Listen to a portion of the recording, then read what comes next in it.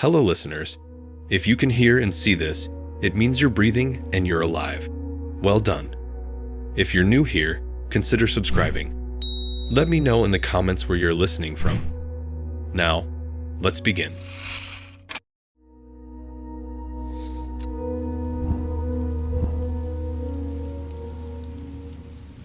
The bus dropped me at the end of a long gravel road that wasn't even on the map I was holding. The driver just pointed a thick finger at the dust cloud and grunted that Edmonton was that way. And that was the last of normal human interaction I had for a while. The walk into town was too quiet. The kind of quiet that feels heavy, like a blanket thrown over a birdcage. The trees on either side of the road were all perfectly straight and still. Not a single leaf moving in a wind I couldn't feel. I remember thinking it was pretty in a postcard sort of way, but wrong. Like a picture that's been staring back at you for too long. The town itself appeared suddenly around a bend. A clutch of old clapboard houses, and one main street that looked like it had been preserved in amber sometime in the 1950s. The first thing I saw was the notice board.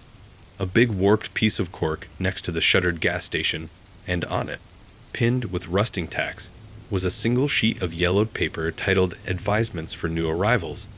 I figured it was some folksy welcome pamphlet, maybe about trash collection or noise ordinances. I was wrong.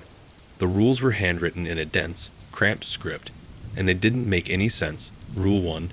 Do not acknowledge the harvester's wife.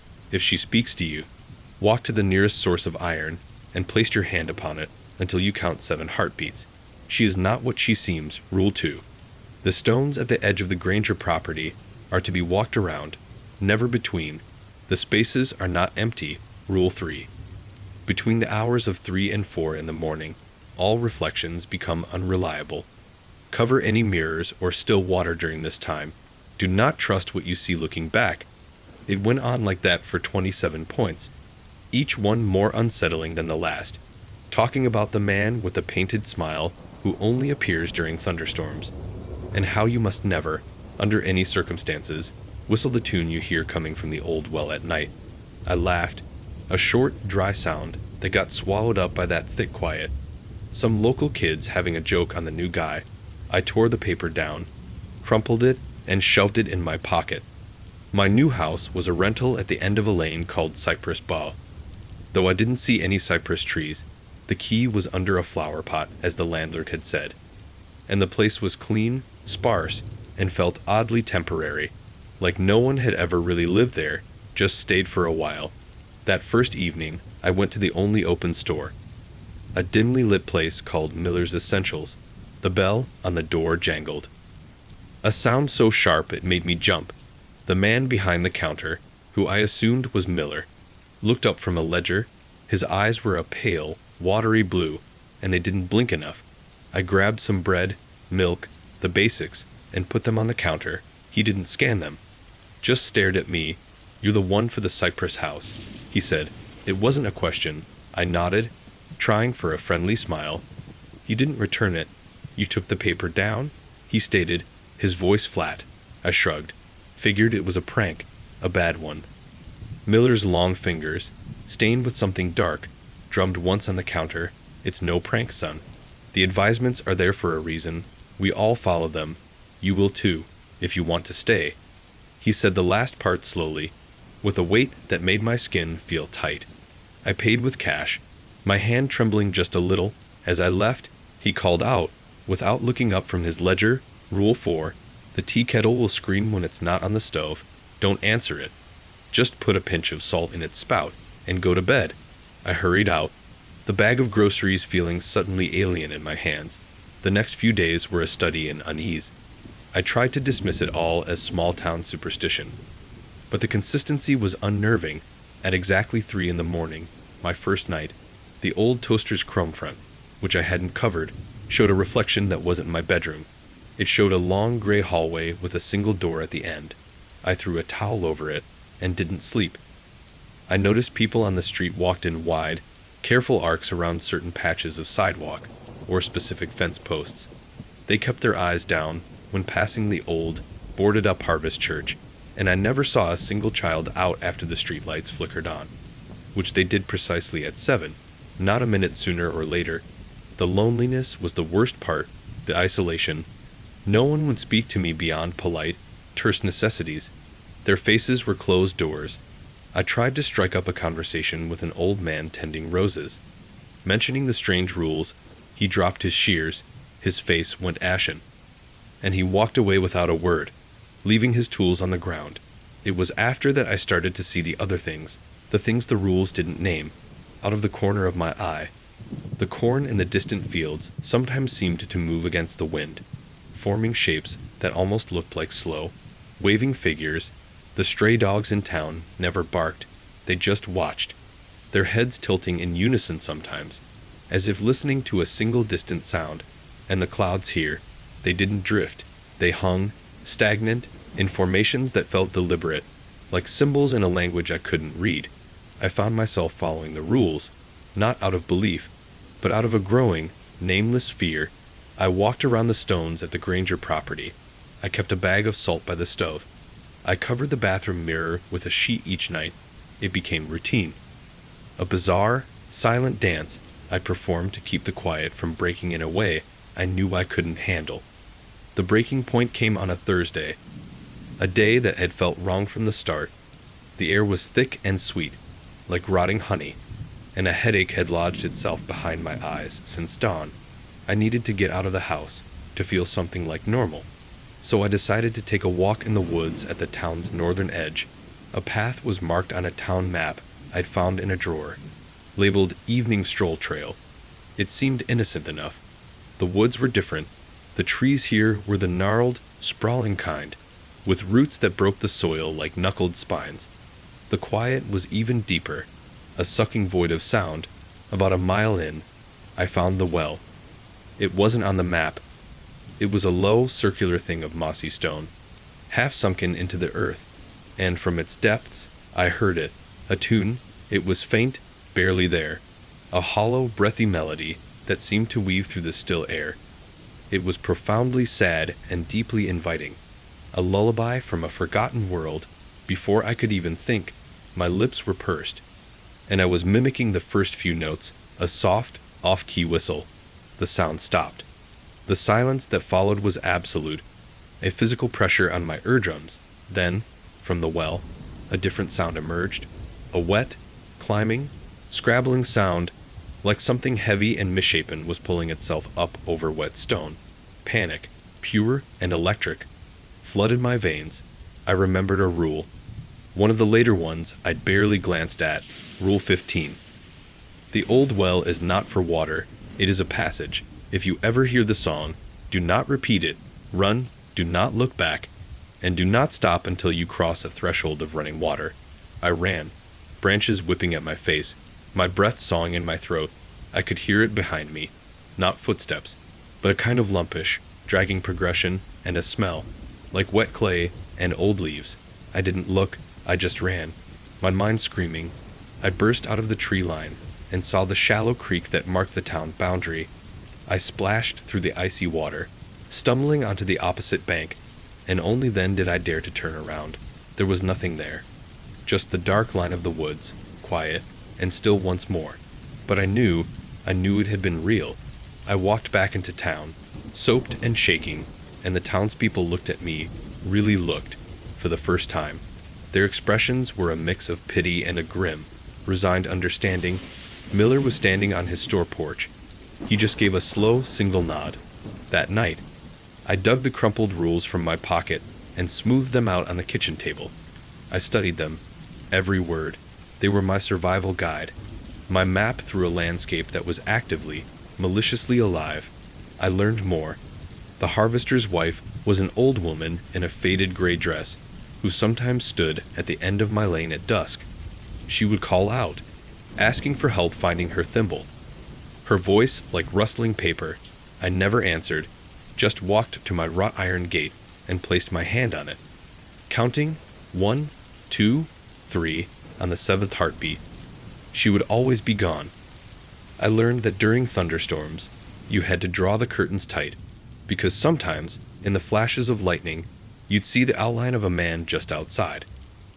His smile was a bright, painted red slash across the dark.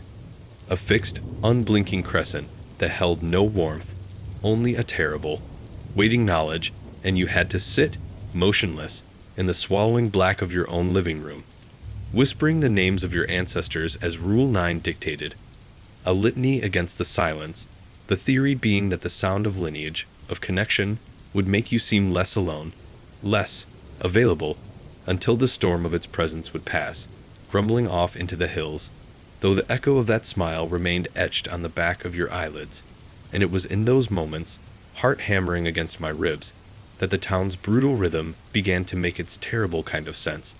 For Adnanton wasn't a community in any conventional way, but a dance with predators, a daily, minute-by-minute negotiation with things that lived in the corners, not just of the houses, but of reality itself, the rules being the steps, a choreography learned through hard, whispered lessons passed down through generations who had, for reasons lost to time, found no choice but to stay, and I found a fellowship here, but not one of friendship, rather a communion of mutual, silent terror, where we never spoke of it directly because words had weight and could attract attention, though we recognized the state in each other's eyes, the hollow, sleepless look, the careful, economical movements that avoided sudden shadows, seeing it in the universal pause at our own front doors each night, a breath held, an ear tilted, listening not for a sound, but for a quality of silence, questioning if it was the ordinary, empty quiet of a house at rest or the dense, listening silence that meant you were not the only one hearing your own heartbeat. This shared understanding being our only social bond, tighter and more intimate than any gossip over a garden fence.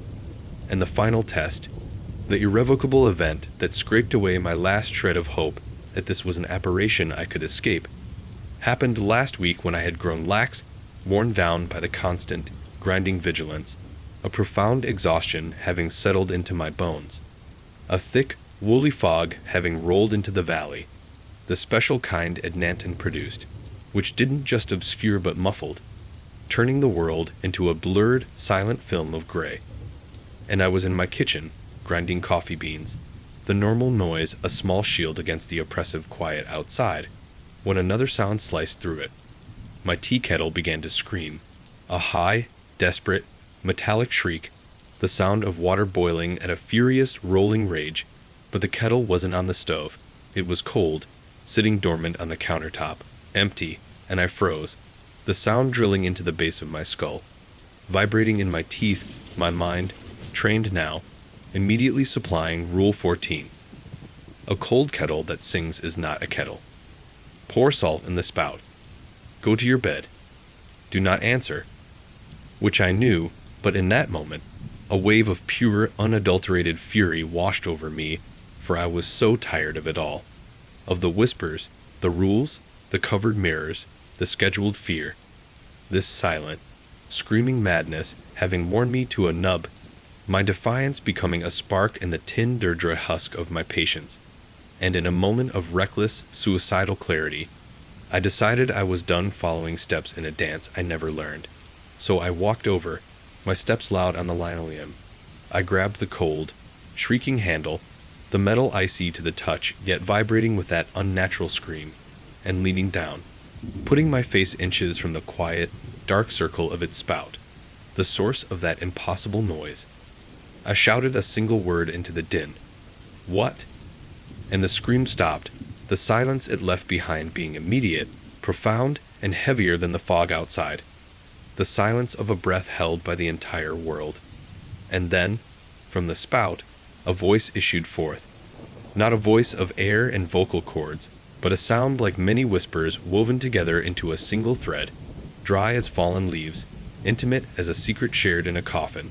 And it said my name, not the name I used here in Adnanton, but my real name, the one I had before, the one on my forgotten driver's license, a name no living soul in this town could possibly know. And it said it with a familiarity that turned the marrow in my bones to ice, a fond, dreadful recognition. And then it said, "We see you're tired. We can make it quiet. Just open the door." And my eyes snapped to my front door, where, through the fogged, horror glass of the side panel, I saw them.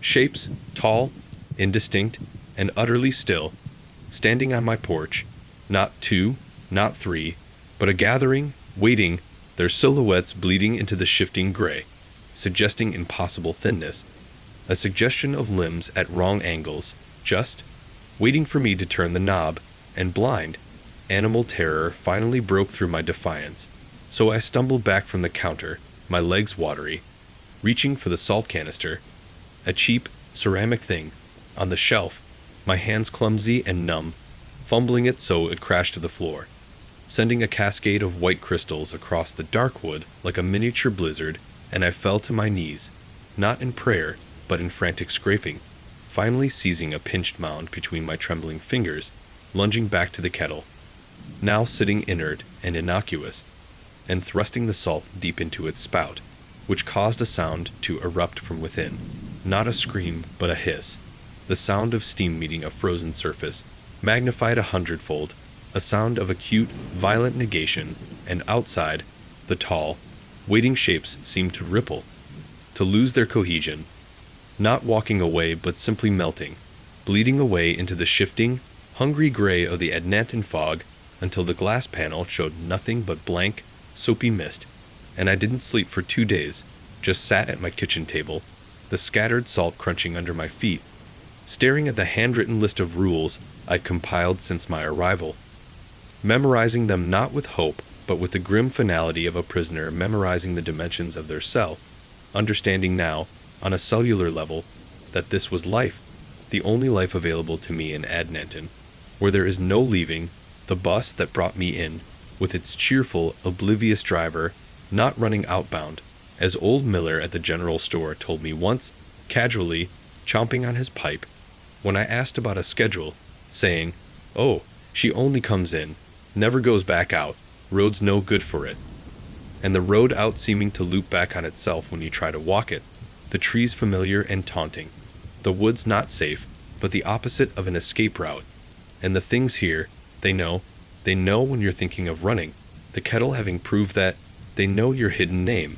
So I stay, I follow the rules with the precision of a surgeon, tending the small, bitter vegetables in my garden that grow in defiance of season, their leaves dark and waxy, listening for the 3 a.m. stillness, the 1 minute of true, neutral quiet, and checking, and double-checking, that every mirror, every window, every shiny spoon is covered before dusk, nodding to my neighbors, exchanging the barest of pleasantries about the weather, but our real conversation being in that fleeting glance, the one that speaks volumes of painted smiles in the dark, of cold kettles that scream, of shapes in the fog, saying, "You're still here. I'm still here. We survived another day, for this is my life now." Not living but a sustained, careful exhale in a town that itself never breathes, only waits, where I am a tenant in a house of rules, tending a garden of despair, waiting for the inevitable day when fatigue, or frustration, or simple human forgetfulness will cause me to miss a step in the dance. So I will finally learn what the quiet has been holding back. I will learn what happens when the silence, patient and forever, finally breaks. The silence after the kettle did not return to what it was before, becoming a different substance, thicker, more personal, and acutely attentive. A silence of a held gaze I could feel in the corners of the rooms. A pressure against the back of my neck as I tended my bitter greens, a deliberate pause in the rustle of the wind through the pines that surrounded Adnanton, as if the town itself were waiting for my next mistake, the rules, once a burdensome checklist, becoming my entire liturgy, recited under my breath while washing dishes, their cadence a protective chant. Cover the mirrors at dusk, never acknowledge the whisper from the dry well. Salt the thresholds, sugar the windowsills, if the crows gather in a perfect circle on the green, go inside and shut the blinds. Each action performed with a robotic precision, my fear sanded down into a dull, constant hum of vigilance, my neighbors seeing the change in me, our silent acknowledgments deepening, as Mrs. Gable from the stone cottage with the sunken roof met my eyes at the communal pump one iron gray morning, her gaze, usually just hollow, now holding a flicker of grin recognition, a shared knowledge of what it meant to be personally addressed by the quiet, and she didn't nod, but instead very deliberately placed her bucket down, reached into her apron, and handed me a small rausebun bag that held a mixture of dried lavender and something sharp, like iron filings, muttering, "For the pillow, it doesn't stop the dreams, it just muddies the pictures," which was the first direct gift, the first explicit exchange concerning the rules I had ever received, and I took it as both a welcome and a verdict. I was truly one of them now, marked, the incident with the kettle having been a breach, and Adnanton, I learned, having a way of testing the integrity of a breach, which came a week later on the 3rd of the month, Rule 7 being clear. On the 3rd day, do not draw water between noon and 3, the well is drinking, and I had been meticulous, my own water drawn and stored at dawn. But at 2:30 a pounding came at my door, not the soft, shifting sound of the fog ships, but a human, desperate fist. From the young man from the old mill house, his face pale, his eyes wild with a panic that overrode ancestral caution, gasping, "My father, he's fallen. He's bleeding bad. I need clean water, now, please," and he stood on my porch, a silhouette of human urgency against the backdrop of predatory law. The rules screaming in my head, but his terror being real, immediate, human, a fleeting second where the old world, a world where you helped a bleeding neighbor, flared to life within me, the conflict showing on my face, because his pleading expression hardened into something like contempt as he said, "You have it. I can see the jugs, just one." And to give him the water would be to violate the spirit of the rule, the water from my jugs, drawn during the safe hour, now being used during the forbidden time, connecting me to the act. But to refuse was a different kind of damnation, the silence around us leaning in, listening, as I saw the hollow look in Mrs. Gable's eyes in my mind, and heard the woven whisper from the kettle. Knowing this was not my old world, so I said, my own voice, a stranger's, "I can't. The well is drinking." And his face collapsed, then twisted in fury as he spat on my threshold. A profound insult here, where thresholds are sacred, and ran off toward the Gable house, leaving me standing there, trembling, listening as his frantic knocks echoed down the lane, until a few minutes later I heard Mrs. Gable's door open and shut. She had given him the water, and I felt a shame so deep it was colder than fear. And at exactly 3 o'clock, a sound echoed from the center of town, where the old well stood. Not a splash, but a long, deep, satisfied sigh, as of some great being slaking a thirst. And that evening word passed in the way it does here, through closed shutters and paused chores, that old man Gable would live, but the infection that took hold in his wound was strange. The doctor, a weary man who followed his own set of rules, saying it was as if the flesh was waterlogged from the inside, and Mrs. Gable, who had drawn the water from her own dawn stores, but handed it over during the forbidden time, was found sitting stone still by her hearth. And when her daughter touched her shoulder, she turned with a smile that was too wide, her eyes glistening with a sheen that was not tears, but something reflective and still, like the surface of a deep, dark well. And she hadn't spoken since, my refusal having saved me from her fate, my obedience having condemned me to a worse one. The understanding that in Adnanton, mercy is a crack in your armor, and community is a chain that pulls you down together.